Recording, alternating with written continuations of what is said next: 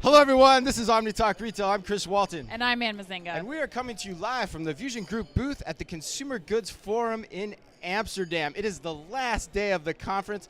And for the last day, we always save the best for last. And so we have the man about town, the man of Amsterdam, the CEO of Ahold Delhaize, Frans Muller. Frans, welcome back to Omni Talk. Yeah, it's very nice to be here. Last time we saw each other, and then Chris in Vegas. Yes. So it's nice to host you now a little bit here. I'll say, what a great job. This event has been so well organized. It's been so much fun. And Amsterdam, what a great city. Thanks for having us. Yeah, and talking about the organization, I'm very fortunate to have Dirk Vanderput as my colleague on the manufacturing side from Mondelez as a partner, a good CGF organization, and also an event organization here. And you have noticed we also organize the weather, right? Yes, amazing, it's been spectacular. Yes. Here. Those are the 5 days in the year where Can the weather you is. come to Minneapolis and help us organize our weather? Yeah, Is that possible? I think for everything is a price, You right? do your best. You do your best. You do. Yeah. Well, talk to us a little bit before we get into the interview here, too. Talk a little bit about Consumer Goods Forum and your tenure and what it's all about and why it exists. The forum is a unique association bringing CEOs of manufacturers and retailers together. A very nice geographical spread in all the continents in the world. And it's about collaboration, and it's about how do we make sure that this industry, this food and non-food retail industry and manufacturing industry is getting a better future. And what our contribution is here to make this a better planet, and that we also work hard for our people. So a lot of topics which are pre-competitive, where we need to find collaboration, because a lot of things are big, you know, or if you look at technology, food waste, climate, human rights, due diligence, data, standardization. You can't do this as a company alone. So that's why we have the forum here to do this together. Yeah.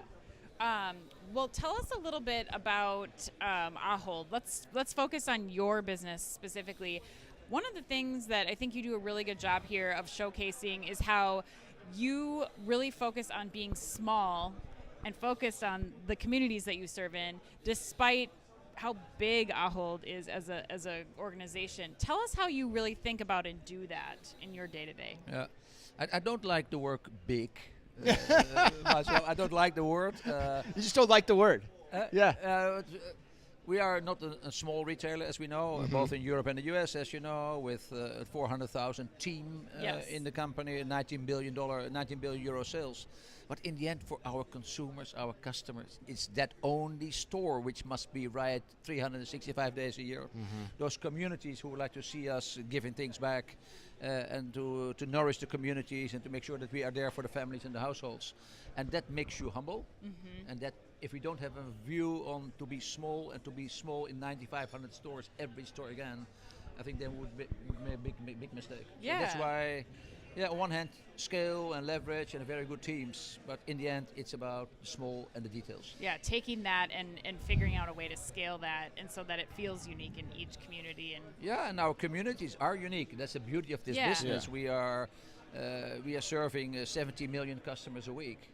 And you know, in the communities in the US, we have quite a good presence in the US, as you know. Right. All those communities have their own personality, their own DNA, their own ethnicity, their own income levels, and we have to be there for everybody, and that is our job.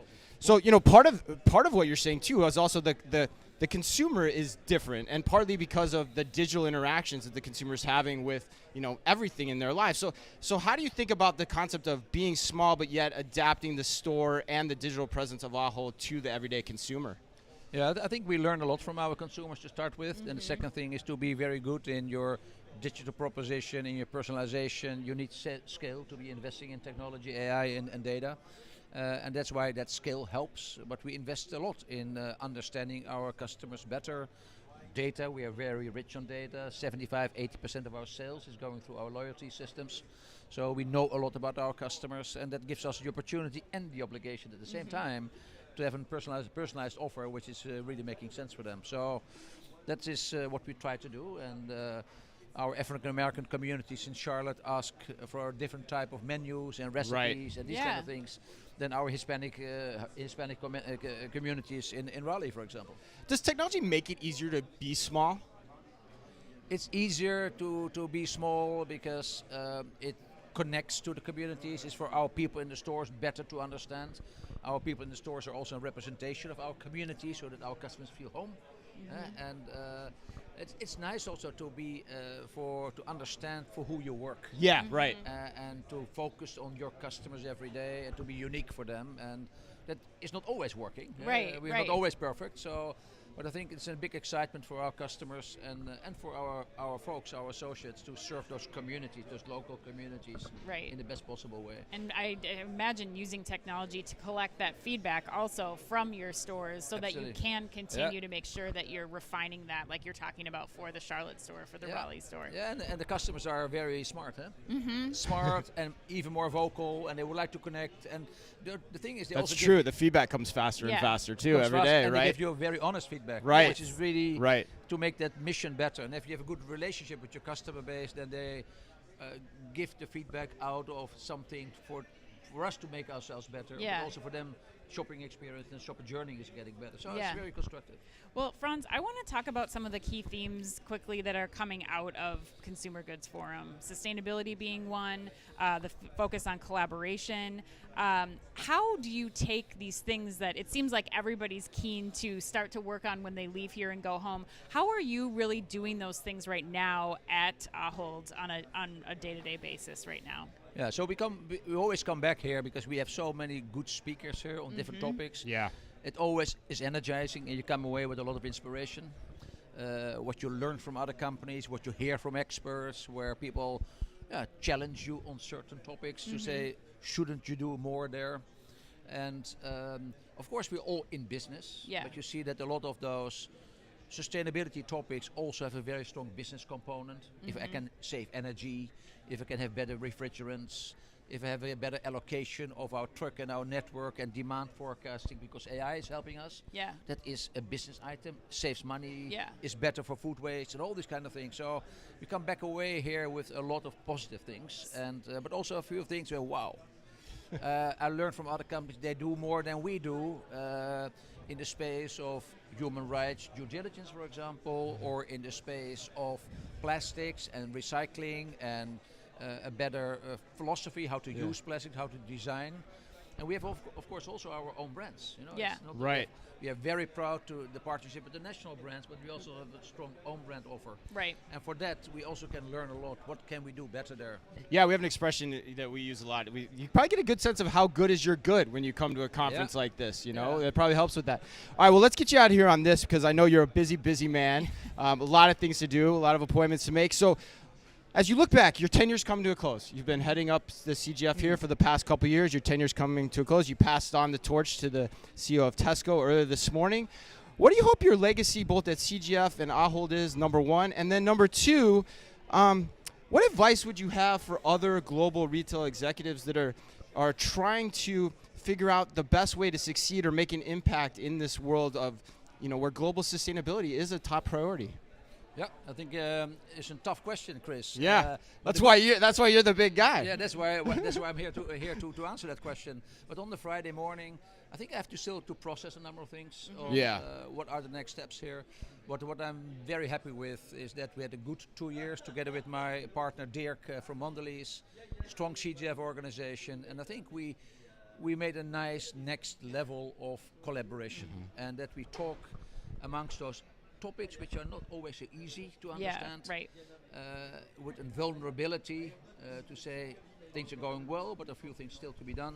That we can share with the membership, 400 members. Those are not only big companies. Right, right.